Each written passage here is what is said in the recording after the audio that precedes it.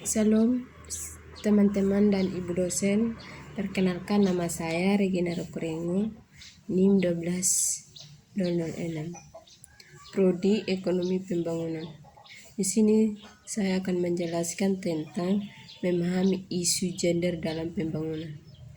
Di dalam gender ada perbedaan sifat, peran, tugas, dan tanggung jawab antara perempuan dan laki-laki yang ditentukan oleh masyarakat atau hasil konstruksi sosial.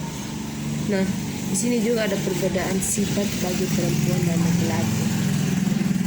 Kalau perempuan itu atau feminim, dia itu lemah lembut, sopan santun, irasional, mudah menangis, dan tidak bisa mandiri.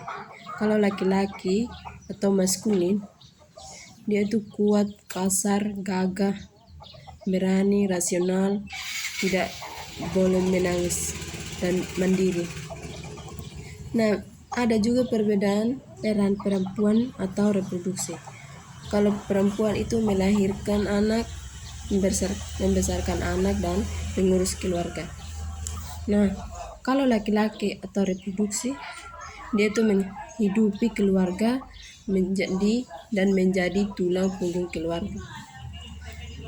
Ada juga perbedaan tugas perempuan atau domestik. Tugas perempuan itu memasak, membersihkan rumah, dan mencuci pakaian. Perbedaan tugas laki-laki atau publik. Dia itu hadir dalam tepat waktu atau dia kegiatan-kegiatan di luar pertemuan. Dan ada juga perbedaan tanggung jawab. Kalau perempuan itu pengurus utama dalam rumah tangga dan keluarga, mencuci, pencari nafkah tambahan. Kalau laki-laki, pencari nafkah utama dan dalam keluarga, tidak perlu mengurus rumah tangga. Di sini ada juga isu-isu gender. Isu gender munculnya karena perbedaan gender mempengaruhi relasi sosial dalam masyarakat, khususnya memicu ketidakadilan gender. Dan ada juga ketidakadilan gender.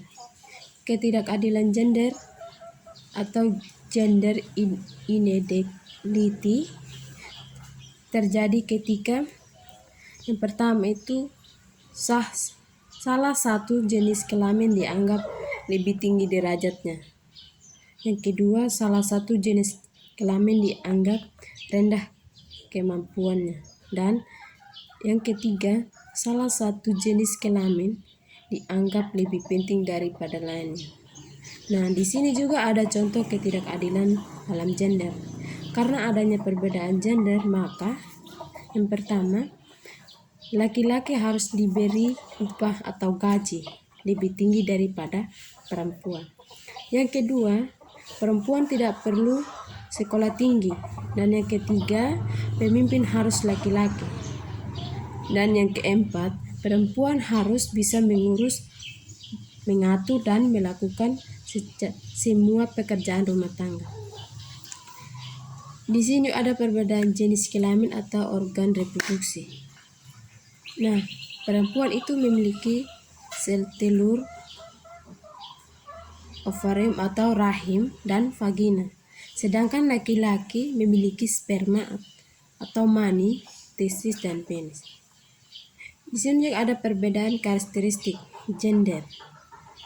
Gender itu ciptaan manusia atau masyarakat, tidak bersifat kodrati dan dapat berubah dan dapat ditukar tergantung pada waktu dan konteks lokal budaya. Dan perbedaan karakteristik berikut jenis kelamin. Ciptaan Tuhan bersifat kodrati dan tidak dapat berubah kecuali dioperasi dan tidak dapat ditukar, berlaku sepanjang masa dan di semua tempat. Di sini juga ada pertanyaan, apakah gender adalah kodrat? Gender yang ditentukan oleh masyarakat sejak seseorang lahir, dikembangkan, dan diinternalisasi dalam kehidupan sehari-hari. melalui proses yang sangat panjang, sehingga perbedaan